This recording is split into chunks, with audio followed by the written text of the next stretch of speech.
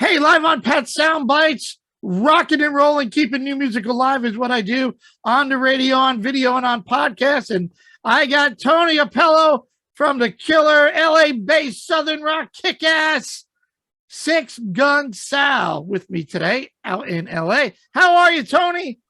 What's going on, brother? I'm doing pretty good, man. Thanks for having me. I'm doing good. I got a big smile on my face. I love new music. I love finding great kick-ass rock and roll bands. And you guys did a great cover of Hair of the Dog, Nazareth, 1975. And you added a little bit of Southern rock element to it. And it's all very, very good. So thanks for your time. And we will be throwing it on our rotation. We're talking about a couple of the other tracks that I located. And I said, I needed a little bit more Six Gun Sal. I'm like, who is this? What am I missing? So we'll get into that in a minute. Tony, I always start off with, how did you find your love for music? Family members musically inclined, or watch something, your first concert? What got you going to say, I want to do this? It's going to kind of throw you for a loop here, but so growing up, I heard a lot of different music. My family listened to a lot of Motown, early rock and roll. The 80s was kind of where I started to hear Guns N' Roses, and George Michael's was huge at the time, and Queen, and everybody out there. So but I was kind of my own weird kid. I didn't know where the hell I was in life. I mean, I would listen to rap, I'd listen to rock, I'd listen to just pretty much everything. I mean, and I never had the urge to go into music. I was originally in law enforcement, and that was my dream. I wanted to be 21 Jump Street, or Chips, or the guys riding on the motor freaking cycles. And so, once I graduated high school in Jersey, I ended up coming out to California, and I did just that. I ended up getting into law enforcement, and I had a good time doing it. And somehow somebody came to me, offered me a job I couldn't refuse, and I walked away from law enforcement into the private sector because it was an unheard of amount of money, and at the time it just sounded great. And I went into the private side of it, and did that for a long time. Got into martial arts. I fought. I did some cage fighting stuff. I did some ring fighting, and wow, ended up, I got 3 or 4 black belts through the 12-year period, and started teaching my own kids and my own students. I mean, you can see behind me, I'm actually sitting in my studio, and then I got a phone call out of the blue, and from my buddy Dustin, and he said, "You want to come over and play the drums? We're jamming." And we used to do that in the past because I could play drums. I said, "Sure, man, I'll be right there." Go over there, start playing the drums. One thing leads to another. A couple of weeks went by. We had a great time. The drummer they were using came back. I'm getting ready to go home. He says, "Hey, I got these lyrics I just wrote down." He goes, "Do me a favor and just read them out loud as we're playing." And I said, I mean, what's the rules here for the bad words? I mean, you can say whatever the fuck you want. All right, there we go. I was hoping. So I said, "Fuck you, bitch! I can sing, right?" So everybody starts laughing at me. So I grabbed this mic on this shitty little PA we had in there, and I start singing this song that we were working on. And everybody stopped. Everybody looked at each other and went, "Holy shit, you really can sing!" And I said, "No, I can't fucking sing to save my life. What are you, crazy?" And boom, here we are. So that's where wow. it's not quite what people think it was supposed to be, because it was completely opposite of that. But you know what? It worked out well, and I love what I do now. Yeah, well, timing is everything, and you had the drum stuff behind, in your I guess package of goods. You've been playing drums, and you knew Dusty, and it all worked out. Tell me about Six Gun Sal, formed in 2015. I mean, you, Dusty, tell me about the other members, Joey and Matt, and how you said, look, let's be a Southern rock band. Even though we're out of LA, it doesn't make a difference. And how did it all come together? Well, so going back to that day where we found out I could hold a note, there was other guys in the band, and it was just a bunch of dudes hanging out and playing, and it wasn't even a band. I mean, we were just jamming. And originally the thought process behind it was, hey, we could probably make some cool songs for like TV shows or movies or something like that. Because when you're first starting out something, that's easy to do. We'll make 3 or 4 of these songs. They'll be in every TV show. Everybody's gonna, people don't think this shit through. So of course, it was nothing like that. So we started doing this more and more often, and we started playing some simple songs, and we would mess around with some of our own stuff, and we played a lot of Skinner and some Allman Brothers, and knocking on heaven's door, and just anything and everything that we can mess around with. Hell, we were even messing around with Ozzy Osbourne songs. But it got to the point where I said to Dustin, I said, listen, man, I go, you know what? This is fun, bro. I go, we should just do this at some shitty ass bar and just go have some fun doing this. And we went back and forth for a while because half of us wanted to do it and a couple of them didn't want to do it. And finally I won. I won and I got my way. So one day we're sitting in the back office and we're like, well, we better come up with a name.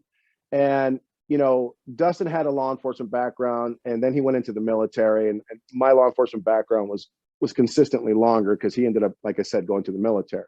And but I said, I want to do something with Six Gun, like an old Western Six Gun or something, because at that time we weren't really a Southern rock anything. It was just a band. And we were just making, kind of rock music. Some of it was, we liked country, we liked Southern rock, we liked rock. We didn't know what the hell.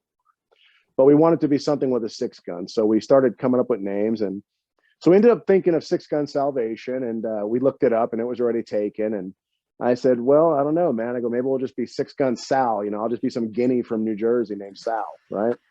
And but we were like, well, Sally is a cow, that's what they call a cow. I said, well, shit, we'll just be Six Gun Sal. So like Six Gun Cow, right? And of course I ran with the Sal thing with me being a guinea, but that's how it started, man. And Six Gun Sal became what it was that night in an office in Inglewood, California, and the rest is history. So.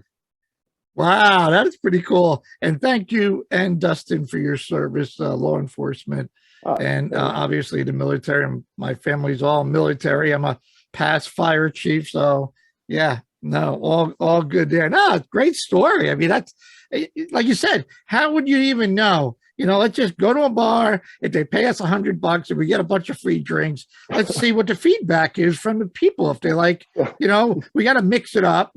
As you said, so you play a little Skinner, you play a little this, you play a little that, and you look at each other and go, "That was fun, man." And the guy says, "What are you doing tomorrow night? What are you doing Saturday?" And like you said, and it's funny because right after that is once we started doing that, we knew we needed some real players, and of course we reached out to Joey, and Joey was a phenomenal drummer. He had literally just left his band the day before, when we were looking for a drummer the next day. And as soon as we emailed him, he responded, came out, and we all liked what each other brought to the table. And then, so we are the original three. We call them, we're the original three. So Joey Durant, Dusty, and me. But yeah, man, it was great. It was great. It was a great decision. And I've met such amazing people and such pieces of shit along the way in this industry. Half of them promise you the world and can't even deliver toilet paper to their own household. And then you meet a couple that really come through and give you everything they got. So it's been a great ride. Well, and it's a small. I mean, I've never been to LA. I've been out in California, but never to LA. It's on the to-do list.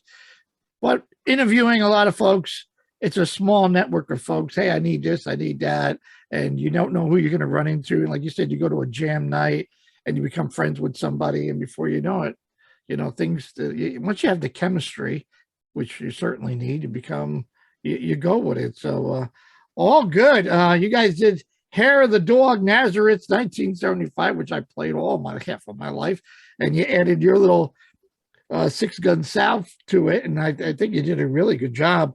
Why did you pick that song? What was it that got you said, why don't we do this? Or have you done it before and said, let's throw it out there? So multi-platinum producer Timothy Eaton, he's a world famous music producer, was introduced to the band before he actually met us. He went and checked us out and heard some of our music. He liked what he saw. He liked the way we looked, and he set up a meeting with us. So we went and met him one day, and after a couple times meeting together and the bro hugs and great conversation and some good meals, he said, listen, I was bringing this song to another very well-known band that's super famous. I'd rather have you guys do it. And I have a great idea for a remake of Hair of the Dog, and I would love for you guys to do it. And one thing led to another, and boom, there you have it. So we had this amazing platinum producer who has literally worked with every A-list artist on the planet coming to us and offering us this gift. And so we went in there, we recorded, we laid all the tracks. He literally got in the vocal box with me the entire time.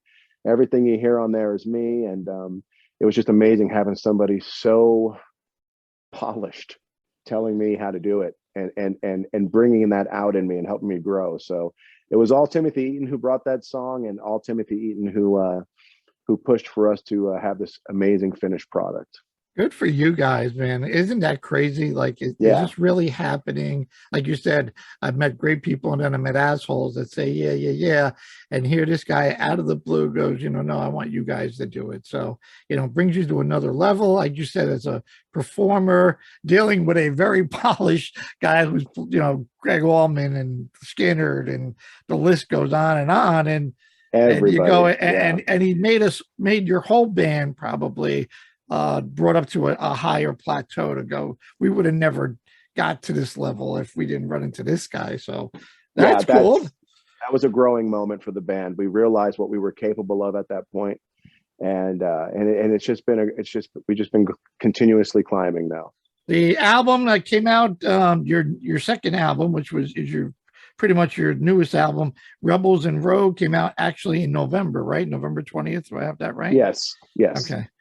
And you can find it on all the streaming platforms, of course, but I encourage everybody to go buy it so Tony can sign it. You can't sign Spotify, I'm telling you. If you can sign Spotify, let me know, but buy it, support this great guy and his band. Let me get that out of the way.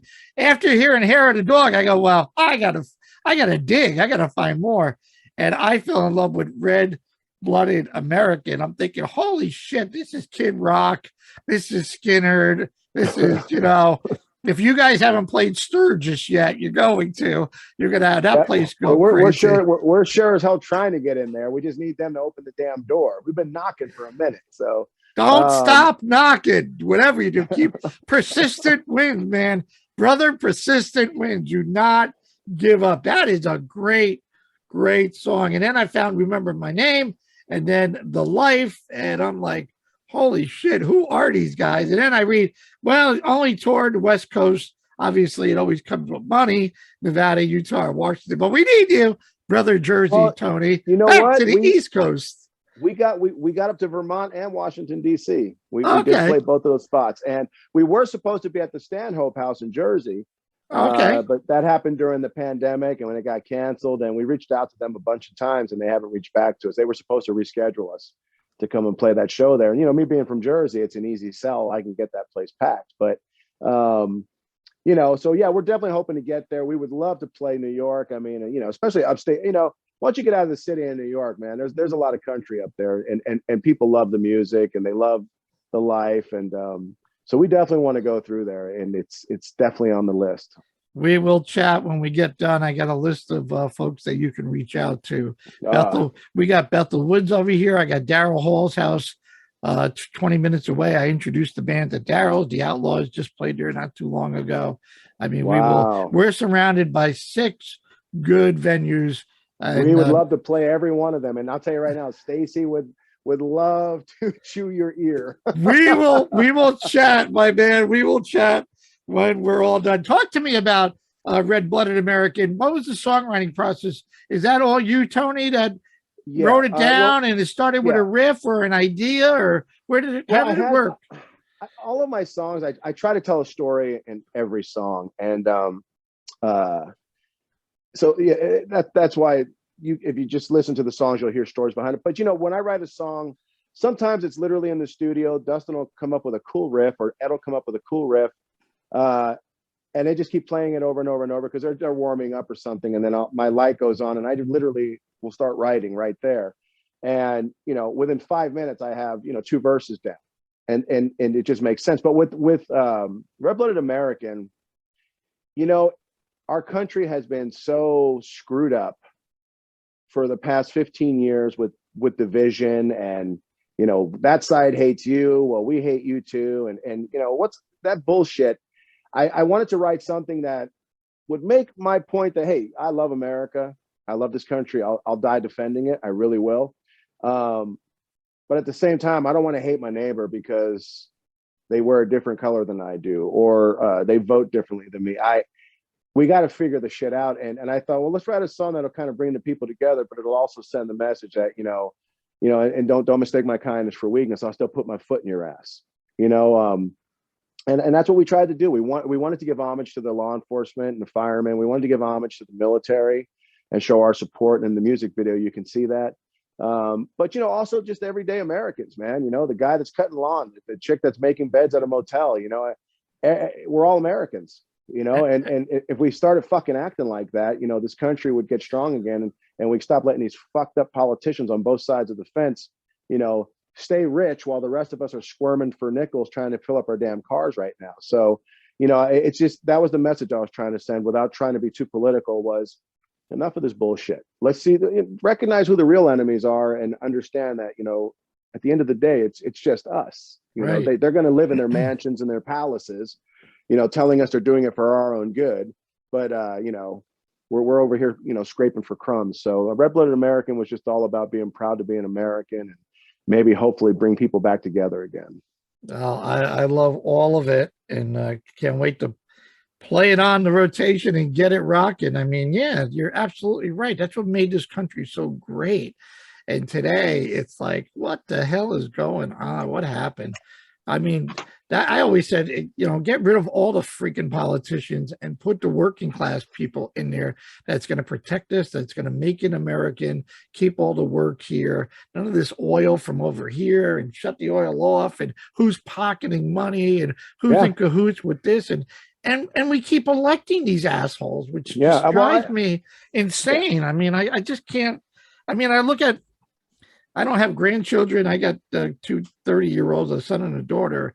But I look at my, nieces and nephews, and I go, what is it going to be for these people? I mean, we're fighting to go, what do we, sooner or later, I think, Tony, something's going to happen where the working class people say, enough, gas, $7, $5 off. It's just, it's ridiculous without getting into the whole... I look at it this way. You can hate Donald Trump. You can love Donald Trump. I really don't give a shit what people's personal feelings are. I really, truly don't. But I will say this. Under Obama, gas prices, taxes were astronomical. But somehow during Trump's time period, and war after war, but during Trump's time period, we had no wars. He decimated ISIS. We were economically a powerhouse. We had our own supply of gas and oil. It had never been cheaper. The country had never been stronger. And during the worst parts of the, I'll just say pandemic, because people like to call it that. During the worst parts of the pandemic, we still had a better, stronger economy than we do right now. And then we go from the best of the best of the best, and everybody hated them. And when everybody hates one person, that's usually the person that's doing it right, in my eyes. Then we go back to basically Obama 2.0 with Biden, and gas prices are even higher than they were with him. The economy is drowning. Inflation is outrageous. So it tells you that it doesn't work. That's just politics as usual. And when things are like that, the politicians get filthy rich. We suffer the most. We pay all the shit. We pay all the bills. So I look at myself that I think that the last administration, Trump's, opened the eyes of just millions upon millions of people to what really goes on behind closed doors in Washington. And they hated him for it because he told us what was going on. And again, man, there's, hey, man, Trump's got a big mouth. I mean, I'm from Jersey. I used to hear him on the news when he a pretty boy billionaire, and he's arrogant, but you know what? He's a son of a bitch of a businessman, and he's not afraid of anybody. And he didn't. I mean, the guy stepped into North Korea. The guy brokered 4 peace deals in the Middle East. I mean, come on. I mean, you got to give the guy some credit. And we were much better off under him financially, economically, and I truly believe security-wise, because nobody was going to mess with the United States with someone like that at the helm. And so hopefully America learned their lessons, opened their eyes, and when the midterms come, they're going to make the right decisions. I couldn't say it any better, my friend. Yeah, people say, well, I said, look, I don't care who he's screwing. I don't care what he says on Twitter. He's a business guy. And the best part about it, Tony, is he doesn't need the money. So he's not in cahoots with anybody. But we were safe. Our economy was good. He went right across the DMZ line and shook hands with that moron up there, not afraid of nothing. And if he was in office today, there's no way Putin's doing any of that. Nothing would have happened. I mean, when you saw him shake Putin's hand on video and he dragged Putin towards him, that was on purpose. Yeah, that was absolutely. to let him know, I'm a son of a bitch, and I'm not going to be like anybody else you've ever met. And let me tell you something. That's why they said, oh, he was friends with. He wasn't friends with Putin. Putin was friends with him. Well, because Putin knew this guy will kick my ass if I try to act stupid with him. So, again, it's he had the bigger stick, like Ronald Reagan used to say. You carry the bigger stick, and the bigger stick keeps peace. And that's exactly what happened. He I kind of lost my train of thought, but he didn't. He was not afraid of anything, and I think they were afraid of him, and the politicians hated him because they had all these deals and this guy didn't. Build the wall. Look at all the crap we're putting up now with all these people coming in. But we could go on and on over that. Let's pray, Tony, that we get world peace and things clean up. Somebody, y'all, maybe our 45th needs to come back and be the 47th and clean up the mess, because I don't see anybody jumping up and down going, this administration's doing wonderful things when I spent $100 to fill up my pickup truck. That's not. We're gonna get there. I don't know when we're gonna get there. I'm looking for money to come off the trees in New York, but they're not. It's not coming off the trees. I'm at the point now of almost $800 a month just to drive my car back and forth to where I need to go for the studios and this and that. $800 a month. I was about 300 and change a month under the last administration. And, look, I hate being political in this industry because, people are just so stubborn in their ways. And it's like, I just want people to be open-minded, because I'm a registered independent voter. I'm not a Republican. I'm not a Democrat. I go with what's best for the country. You give me a John F. Kennedy, I'll vote for him. Right. You give me a Ronald Reagan, I'll vote for him. Right. I vote for the candidate. It doesn't matter what party. I vote for the candidate. Exactly. Who's going to do the best? Who's going to protect my ass and do the best for our economy and take care of everybody after we're out of here and save, the climate, to this, to that. Stop. Yeah. The electric cars. The electric cars will put out more emissions than the freaking gas. I want to buy a 1971 pickup truck. I don't want no electric and somebody to control me. Shuts off the power, then we can't even do anything. If you want that, go to Moscow, go another country, leave us alone. Anyway, Tony, I love Red Blood American, and thank you, Kid Rock, for Six Gun Sal. I appreciate that. Well, we want to play with that guy too. So, I mean, we're all about that. So make a phone call for me, bro. have you seen his latest video? Oh yeah. So it brought Red Blood American. You and Mr. Kid Rock need to get together, because you're certainly on the same path. Talk to me about your vocals, man. So you were a drummer and now you're a singer. It's funny because in my car and I remember my kids one day, I was singing a song that came on the radio, and I was, I guess, apparently perfectly in pitch with the guy on the radio, and my kids both looked at me and started smiling, and I said, what? And they go, Dad, you should go on American Idol or whatever the hell it is, and I go, what are you talking? I go, you're really good at singing. And I have no idea how to fucking sing. And that was like 2-3 years before I got the phone call from Dustin. So, my whole life, you sing in the bathroom, you sing in the shower, the car while you're driving. Never thought anything of it. And it wasn't until that day that I actually did it. And the next thing you know, we're in studio, and the engineer that's recording everything, he's having a conversation with me. He goes, hey, so where'd you go to school? And I go, what do you mean? He goes, well, your voice, where'd you go to school? Lessons. I go, I've never done anything, bro. I go, I didn't even warm up before I did this today. I don't even know how. And he goes, what? He goes, you're full of shit. I said, bro. And then Dustin, he goes, bro, he's never sang in his life. He goes, how did he hit those notes then? Like, he can't do. And so of course I knew nothing about it. So when he was saying all of this, I was just assuming like, okay, well, that's not normal what I just did. And you know, so they've never had to use the auto tune. They've never had to use pitch, you know, control or to help me. I've always been able to do everything myself. And now I've grown a little bit more now, I think, as a singer, and people like Tim help me to do that.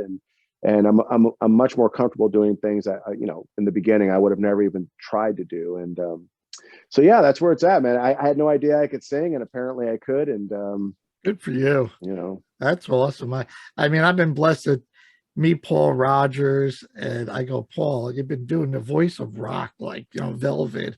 And he said, sleep and plenty of water. And I go, really? You know, and then I talked to Mark Slaughter, and Mark would say, you know, singing is easy. Talking is the problem. He goes, I could never do an interview and then go into the studio. You know, I barely talk at a show. After the show, I could talk to you, which I did. I met Mark. And, but just, you know, as I'm not a musician, but I'm like, you know, from a fan, you know, we go to the show, this is great. And now from this side of the coin, it's an instrument, you know, it's like you got to take care of. And it's like, wow. I'm like, I mean, to know what these guys go through, and yourself, I mean, you know, it's pretty interesting. He says, you know, you can't, even you watch Leonard Skinner and you look at the schedule that those guys do. It's Friday, Saturday, fly home Sunday. None of this like back in the 70s, 80s, 200 shows back to back to back to back to back. No wonder everybody's all coked up and drunk, because they had no idea what the hell they were doing for the most part, right? So now it's like, we got control of this. I want to be home tomorrow. I want to hang out with my grandchildren. I want to take care of my health. That's all we have anymore. That's all we have. So it's pretty interesting. I think it's interesting from my perspective as a fan and a guy in the music industry. But when I go to a show and I watch anybody play, I really have a better intuition of, you know, I had dinner with Joe Walsh, and I go shake hands with Joe Walsh, and he's giving me this like, and I'm like, oh shit, what the hell is that about? Then I'm like, hey, asshole, he's been playing for 50 something years, you know? I mean, he's not going to give me the, you know, Marine Corps bear hug. He's shot, you know? So I'm like, it's Joe Walsh. And I mean, Mike, I met Michael Cardelloni from Leonard Skinner. And I said, Michael, man, tell me about the drums. And he's like, you know, everybody wants, the last song is Freebird. It's a 15-minute marathon. And if you don't have the kit, the best part of the whole kit is the seat. And if you're not geographically set to play Freebird and not in shape, goodbye. It ain't gonna happen. So you know, like I said, when you go and meet these folks, it's like it's mind-boggling. You guys go ahead. No, go ahead, brother. Go ahead. You guys just played the Whiskey a Go-Go, and how many great bands have performed on that stage. And that had to be just a bucket list experience in itself. Like, oh my God, are we really doing this? So talk to me about that. That had to be so cool. Yeah, well, we've actually played the Whiskey a couple times. I think that was our 6th time playing the Whiskey. Wow. Okay. 2nd time headlining it. So we were the headliner for the 2nd time. And as a headliner, it's a much different experience. You know, that's when it's really all rock and roll. And they treat you great. The Whiskey has an amazing staff, and they just take care of everything, you know. And and you know, yeah, when you're up there, you think, you know, man, the Doors have played here, Van Halen's played here, you know, everybody, Kiss has played here. it's kind of surreal, you know. You're standing in a place where, you know, people who are a ghost now stood one day and sang to people going crazy. And so yeah, it's always an amazing experience to play the Whiskey, and it never gets old. And you know, I'll look forward to next time we do it again, you know. But yeah, it was great. It was a great time. We had a great turnout. Just a lot of screaming, a lot of yelling, a lot of people up front, you know, doing a hey, look at me, you know. So yeah, it was a lot of fun. That's awesome. Good. What's the as we wrap up, what's the one question that I didn't ask that I should have there, Tony? How do I get my hair so perfect, man? Yeah, I say that every day. I used to be jet black, man. But where can we find you on the social media? I know it's sixgunsal.net. I found you guys on Instagram. I'm sure you're on Facebook and all of that wonderful stuff that Stacy's pulling her hair out and handling about now, right? Yeah, she probably has to take Prozac or something after dealing with me. But you know, we're everywhere, man. We're on Facebook, we're on Instagram, we're on. We even have a TikTok thing going on now. Um, Reverb Nation, our YouTube, we had to start from scratch, so it's got absolutely zilch numbers on it right now. Our last one got corrupted, or I think something happened with somebody hacking it, or I have no idea what happened, but we actually, it crashed on us, so we lost everything. So yeah, we're everywhere, and you know, iTunes, Apple Music, Amazon. You can check out the album, you can buy the single songs, or you can buy the whole album, and I think people will really enjoy it, man. And you know, we're just going to keep trucking forward. There you go. Well, I hope you enjoyed the chat as much as I have, brother. And I look forward to catching you guys over here in the East Coast, or if I get my ass out to California, maybe the damn show. I gotta get out there. Well, you know what? I know we're coming out to Vermont for sure over the middle or some part of summer. So when we get, I mean, that's probably as close as we're going to be to you, unless Jersey comes through with the Stanhope House, and then, oh well.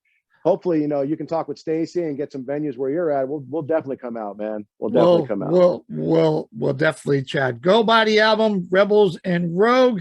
Go check out the single Hair of the Dog. Go check out Red Blooded American, and just keep on digging like I have.